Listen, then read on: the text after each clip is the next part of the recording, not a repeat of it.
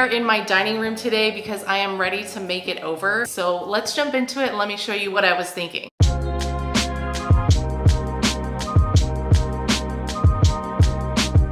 So the dining area is parallel to the living room, and I recently redid that room, so I will link that makeover below if you want to watch that video. But you can see that this room is sectioned off into its own space, so I really want to make it feel intentional and separate from the kitchen and the living room.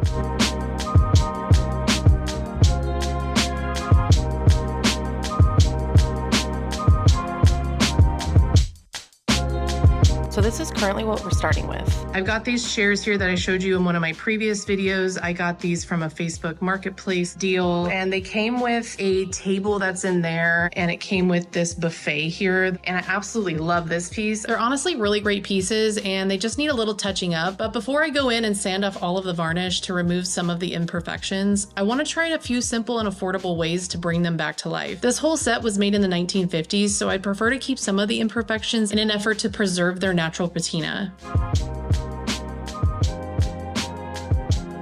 I also would love to remove the ceiling fan and put a pendant light in just to make a little dramatic moment over the table. And then finally, I need to add some visual interest to this big blank wall, as well as figure out what I'm going to put above the buffet.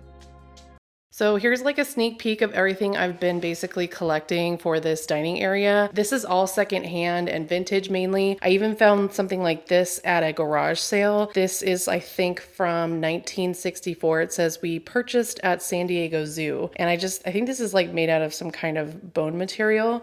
This is like a ceramic pot from an estate sale. This is from a little thrift store.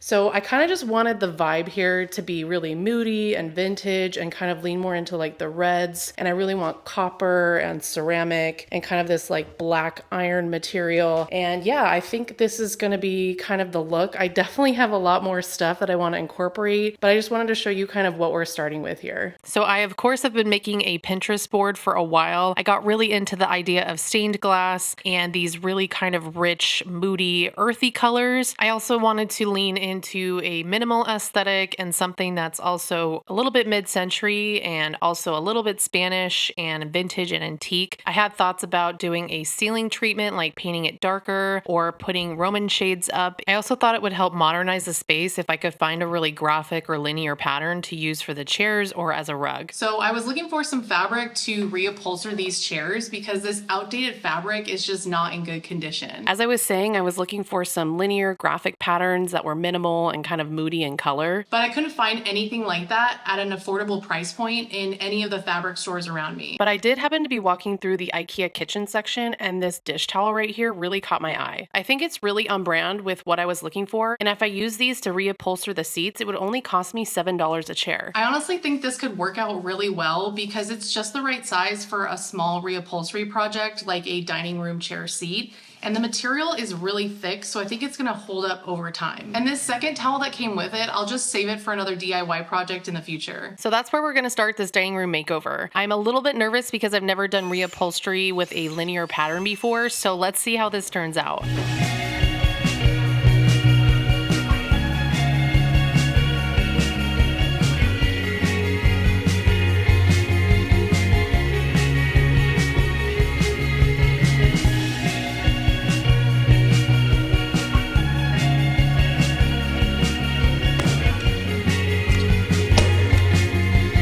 Please ignore the scratches on my hand. I got these from a cactus in the garden, but I wanted to tell you about how I went about this and what I learned along the way. I first wanted to prioritize the red squares because I do want to incorporate that color into this room, and there are only 2 lines of the red squares on the very edge of the towel, so I had to make sure to secure the towel to the seat, but only barely doing so in order to show as much red on top as possible. So when you have a linear pattern like this, you really want to be careful to not stretch out the checkers. So if you go like this, you can see how this starts to warp, and you want to find a happy medium here where it feels tight, but you don't want to let it kind of go like this. So you got to keep checking in on it until it feels like a happy medium. Like right there feels really good where it feels tight and straight.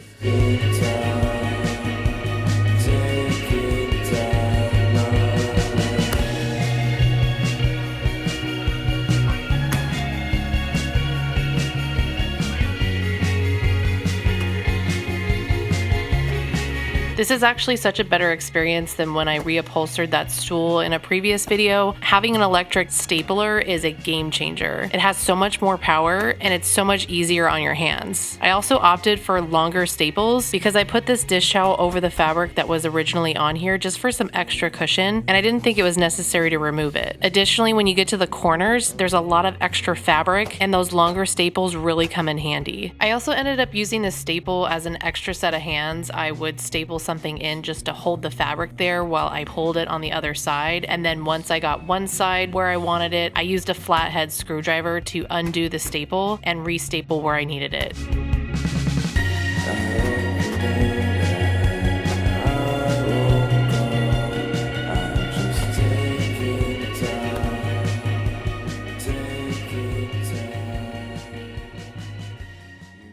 So when you've got an old piece of wooden furniture like this and you want to restore it, but you're on a budget or just on a time crunch, I think the best course of action is to just use a simple degreaser like Simple Green and a clean rag. This can easily remove any kind of paint scuffs or general grime before you even get to sanding or staining. Your clean rag should be soft and you want to scrub very lightly because you don't want to remove any of the varnish or stain if you don't have to. You just have to be patient with this one though, trust me, it works. Even the most stubborn spots can come off if you continue to slowly scrub. And if there are some spots that just won't disappear with patience and light scrubbing, you can use quadruple zero steel wool and very lightly brush back and forth until the spot is gone. You really don't want to press hard with this one because this can take off a lot of varnish if you press too hard.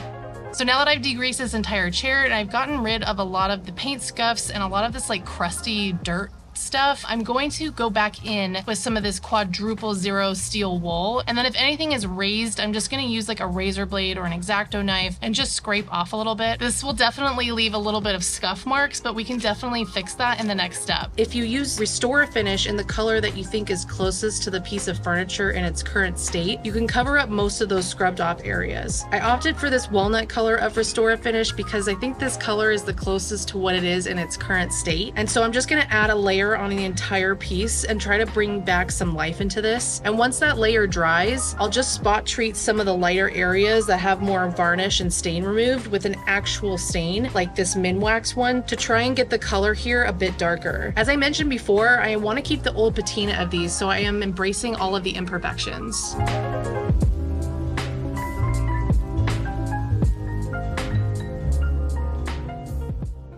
So while we wait for those chairs to dry outside, I want to do something with the buffet and try to bring it back to life as well. I think right now I'm just going to use some feed and wax and see if it can just like moisturize some of the water stains and some of the scratching and kind of just bring it back to life. I don't want it to look perfect like with the chairs. I really do like the patina of it. It feels old and I like that. I just want to freshen it up a bit.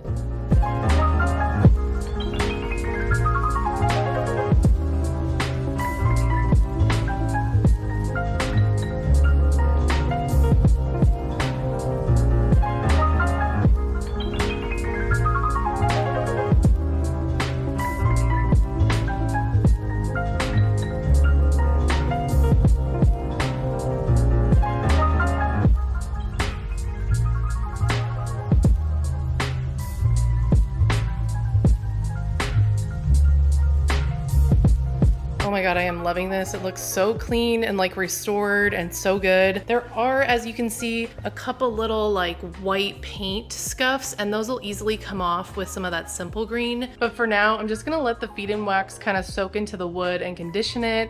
And then once it's kind of dried out, I'll go in there with the Simple Green or steel wool or Restore Finish just to like clean up those little spots. But really, this doesn't need a lot more work. I really love where it's at and it's looking really fresh. I even added a layer of feed and wax to the dining table and it's just looking so good.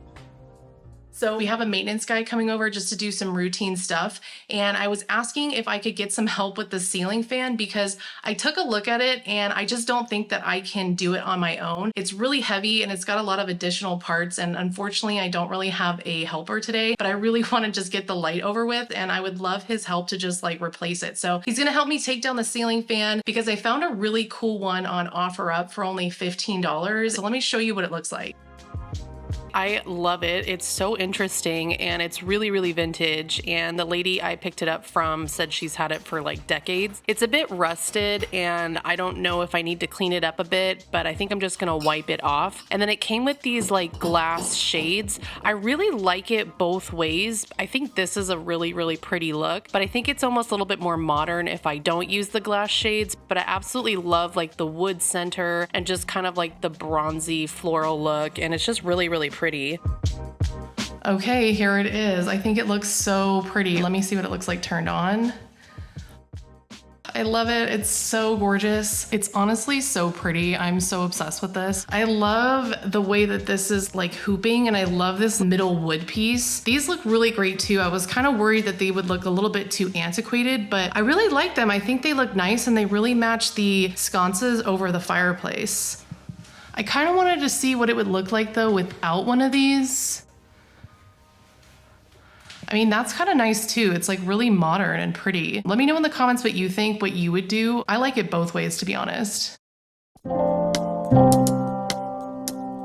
So with the windows here, I really wanted to bring back some character after these got replaced in August. They were really pretty 94-year-old wooden windows that were really big and had these like wooden crisscross mullions in the middle. And I loved it. It was so cool and it really looked like Spanish, but they had to get replaced because it was just time. They were kind of falling apart. So I was looking for some, renter-friendly options to bring the character and life back to these windows.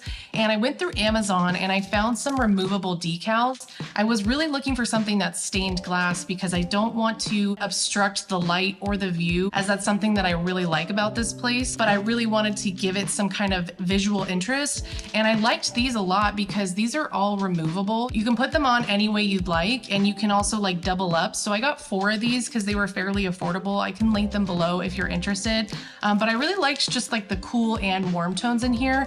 And I just wanted to layer up and see what I can come up with so it makes it feel like it's original to the home.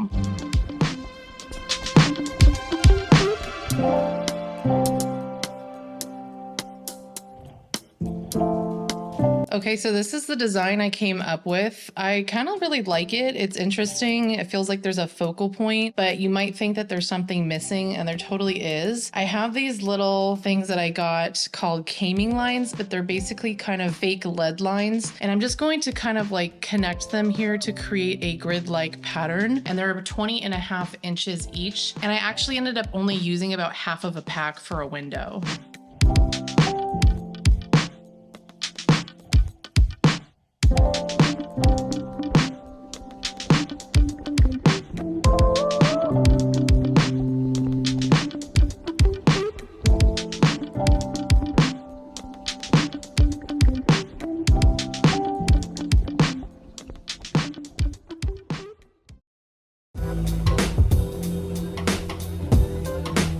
If you remember from my last estate sale haul video, I recently scored this amazing vintage Persian rug for only $25. And I think it would really fit well in this room as it complements the rug in the living room while also providing a nice contrast to the moodier vibe I'm going for in here.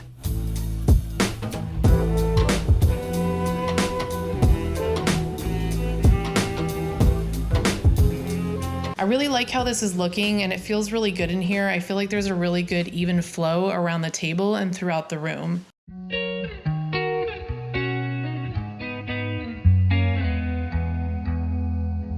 This is the finished chair. It looks so good. I'm absolutely loving this chair. I'm so obsessed with this. This is so cool. This is definitely something I would buy if I saw it out at a store. But it is making me second guess the rug. I love the chair way more than the rug, but I guess the rug is complementary to the yellows and browns and even like the red a little bit.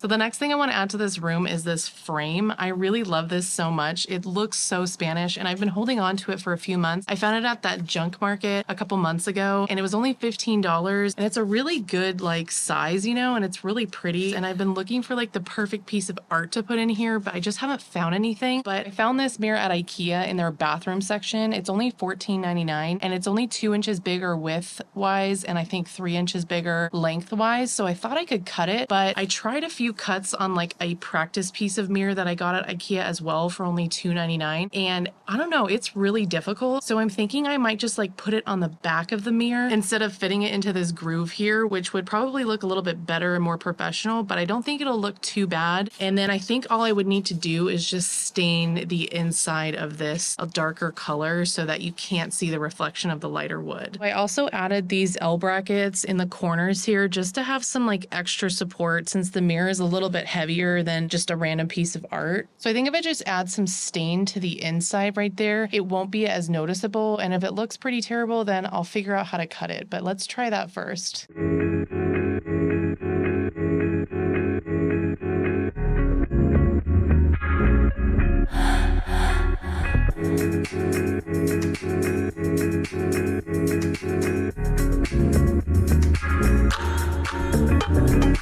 So this is looking really good. It's gonna dry out a little bit and get a little bit softer. It's just really saturated because of the wax. I think this is a lot less noticeable here, and I think that once it's glued down, it'll be like closer together and not such a large gap, but I think this looks really cool.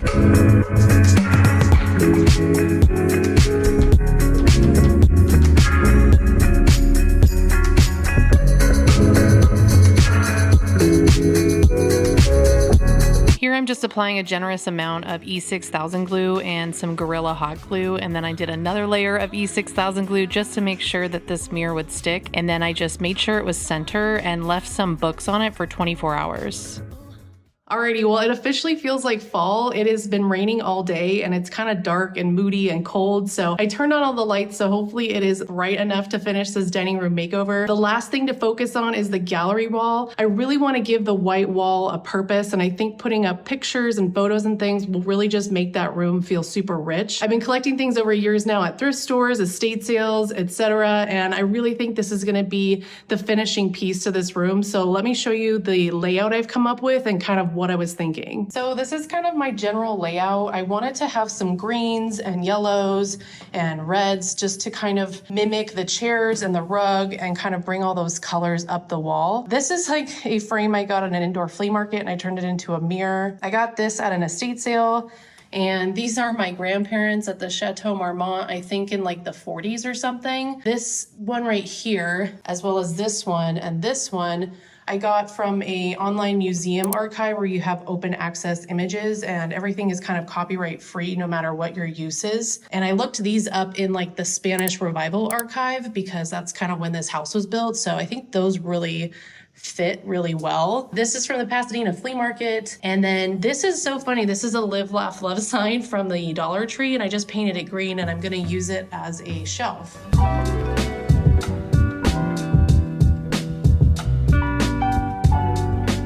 So you don't have to do this step if you're doing a gallery wall, but I like to use craft paper and I just trace everything that I'm going to put on the wall, and then I tape it up there so I can kind of get a good image of what everything will look like and what the spacing will be. And even with these objects, you kind of just roughly trace everything so that you have a better idea of what it's going to look like when you put it up there, because it usually doesn't translate exactly how you think it's going to.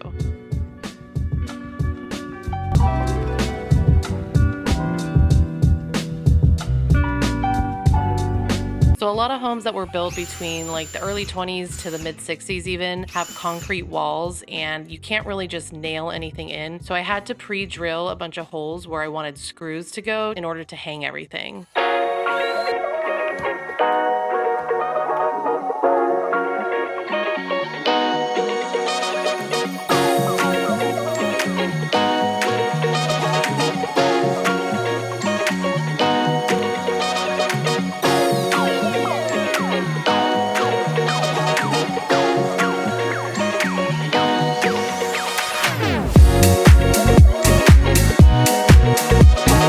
Alrighty, well this wall turned out way better than expected and it's really setting the tone for the space. I absolutely love it so much. It's exactly what this room needed. I can't wait to show you the room in its full entirety, but I just want to do some final touches, add some extra decor all around here, and then that'll be it. I think all the DIYs turned out fantastic and they were really affordable and easy. But other than that, if you have been enjoying this video, make sure you give it a thumbs up. And if you did like this video, I think you'll definitely like my living room makeover, so I will link that in the description below. But yeah, let's just jump back into it.